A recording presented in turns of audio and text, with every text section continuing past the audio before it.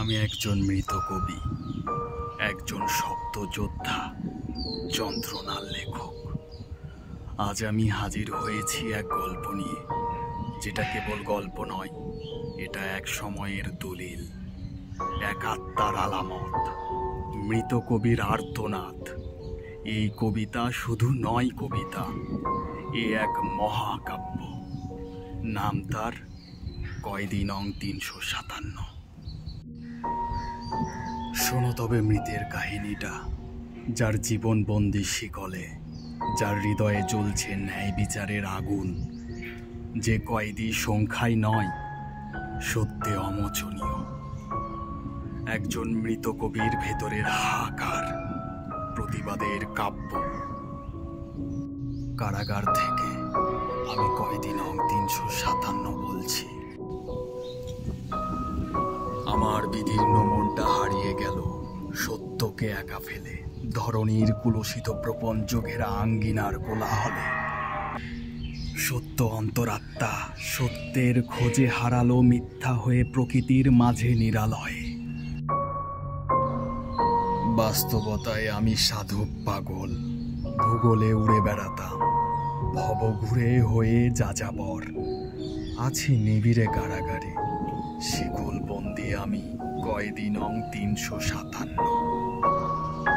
প্রতিদিন অভিষেক হয় আমার ক্রন্দনে। আমার কি খোঁজ কেউ নেবে না? না নিলে তোমরা বলো। কারাগারের অন্ধকারে আমি বিলীন হয়ে যাই মৃত্যুর সন্ধানে। লাশটা আমার হারিয়ে যাক সময় চক্রে বিমূঢ় বেদনার শনে। আত্মাহীন দেহখানি আমার কারে যেন খোঁজে নিরালয় দিবালোকে। কারাগারে আমি রয়েছি পাথর হয়ে, নিজেই নিজেকে ভাঙছি, ভেঙে টুকরো টুকরো করে ফেলছি। কারাগারে পাথর ভাঙলে পয়সা দেয়, কারাগারে সব পাথর আমি ভেঙে ফেলেছি। আপনারা যদি ভাবেন পাথর ভাঙছি পয়সার লোভে, মোটেও না। নিজেকে পাথর বানিয়ে ভাঙছি, দেখো তোমরা। ইতিহাসে বহু যুগ আগে লিপিবদ্ধ করেছি বহু মূল্যবান নথি। যত্নে তুলে রেখেছি আমার লেখা সব নথি, পুরনো বিধ্বস্ত বাড়ির স্টোর রুমে। কেউ যে দেখো, খুঁজো আমার নথিগুলো, যার মাঝে বিদ্যমান পৃষ্ঠায় ২১ শিরোনাম, সত্য সকল চরণ লিখনি, পরিশেষে আমি মৃত্যু পুরাণ। ধরণীর আঙ্গিনায় কোকিলের কুহু কুহু কণ্ঠ লহরী, প্রকৃতির সাথে মিশে সত্য সুরে কতই না ছিল সাধক কবি মরমী। সবাই প্রকৃতির বাস্তবতায় লীলা খেলায় মেতে এখন আসামি। সকল কবি এখন আমার সঙ্গে কারাগারে। কবিদের সাথে যখন আমি আলাপে মশগুল হই, তখন সবাই অন্ধ হয়ে যায়, বাইরের প্রকৃতির স্মৃতিচারণে পাই। হঠাৎ করে একদিন মরমী জীবনানন্দ দাশ, আমার খুব পছন্দের একজন কবি, তার লেখা কবিতা কারাগারে যেন আমার নতুন দিনের সূচনা। আরো কত কত মরমী কবি রয়েছে কারাগারে। কারাগার কারাগার কথাটি বলছি বারবার, কারণ কবিদের মর্যাদা এ সময় কেউ দিচ্ছে না। সকল কবিকে অপরাধী বানিয়ে যাবজ্জীবন কারাদণ্ড দেওয়া হয়েছে।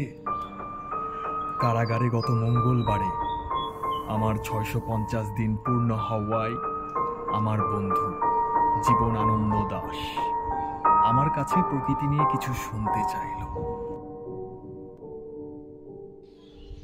একটি গোল্ডলিফ চালিয়ে আমি শুরু করলাম।